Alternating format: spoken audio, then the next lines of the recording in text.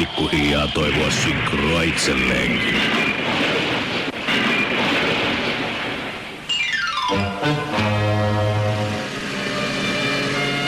Pikkusen bakkia, näppärä pyöräytys ja vähän synkroa peliin.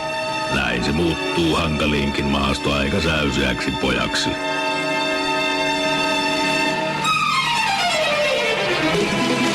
No, tällä kertaa he selvisivät pälkäästä omin neuvoin, mutta minä päätin kiristää otetta ja survaisin kelkkani nokan sinne päin, missä se vainusi säpinää.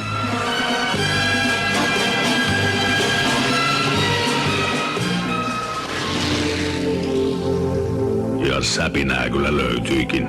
Ei tosin ihan sellaista, mitä olin odottanut. Pojilla oli viivalla pakasta vedetty GLS 3300, mutta ei kuskia kokeilemaan sen kesyttämistä.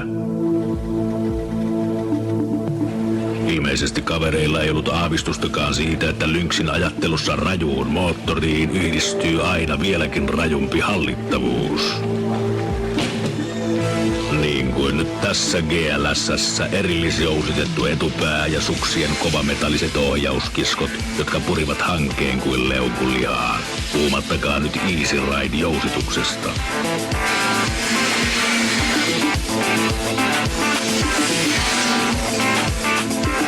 Tupla kaasarilla varustettu moottori veti kelkkaan niin kuin unelma ja variaattori pakotti telamaton tottelemaan kaasuanan pienintäkin komentoa.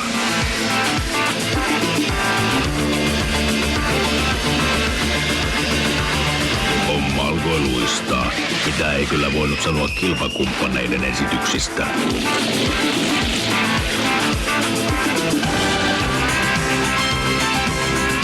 Easy Ride-telasto pakotti ohjauskiskojen kovametallin tiukasti radan pintaan, vaikka annoin GLS:n ryntä kaarteisiin estottomasti kuin nälkäisen hirven mäntytaimikon kimppuun.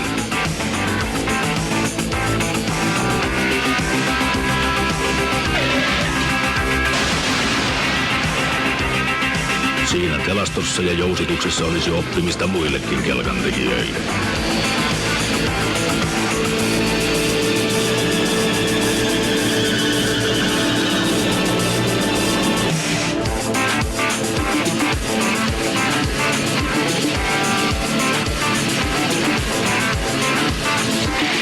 Huomasin äkkiä todeksi vanhan väitteen, että huipulla on aika yksinäistä. En silti viitsinyt jäädä odottelemaan toisia maaliin, vaan pokkasin palkinnon kotiin. Päätin jatkaa piirustusten jahtaamista ja komensin GLS 3300 kaikki 54 hevosta täyteen laukkaan.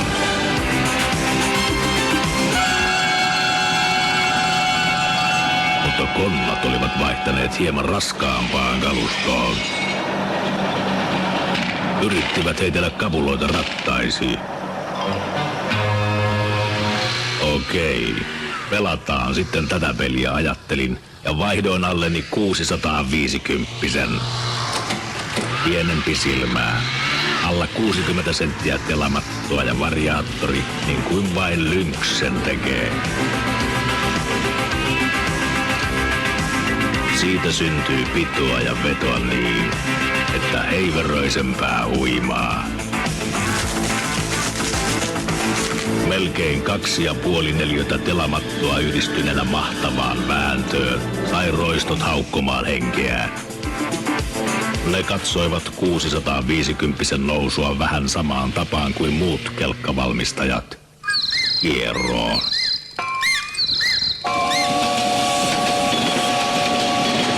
Äkkiä kuulin viellyksen ja kopla katosi silmistäni kuin jänikset talvimetsässä.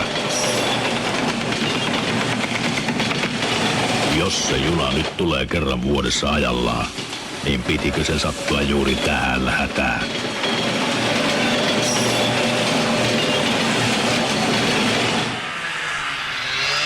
Onneksi olin varustautunut tällaisiin tapauksiin. Vaihdoin alleni pakasta vedetyn GLX 5900, jossa kaiken muun hyvän lisäksi oli tänä vuonna vielä synkrokin.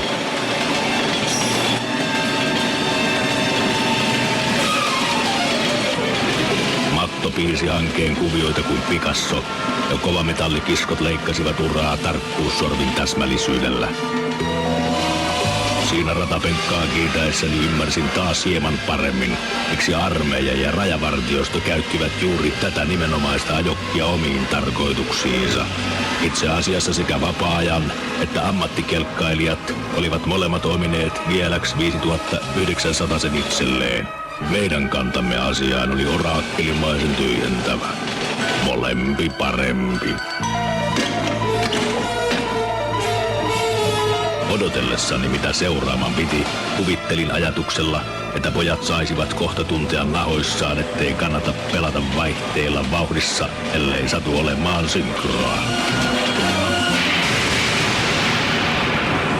Uskoisin, etteivät kaverit arvanneet lennokkaan suunnitelmansa törmäävän ihan näin suuriin vaikeuksiin.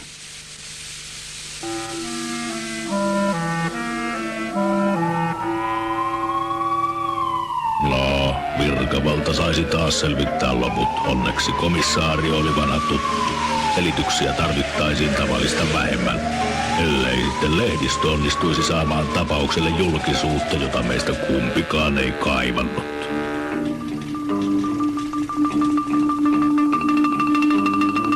Tosin unohdimme sen huolen aika nopeasti, sillä ystävälläni oli uusi GLX Finlandia Synkro. Upea peli, täynnä upeaa tekniikkaa ja ajo-ominaisuudet, jotka pitää itse kokeilla. Lumikenttien herrasmies, niin kuin asiantuntijat sitä kutsuivat.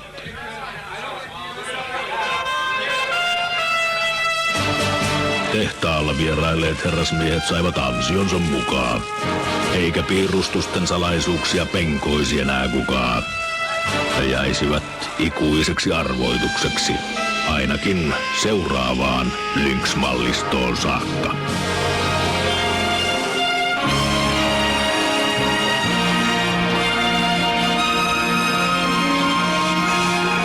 Toimistolla odotti sihteeri omine murreineen.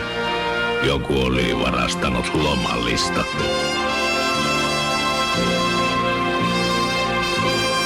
Lomalistat. Ääliöt vei väärät paperit.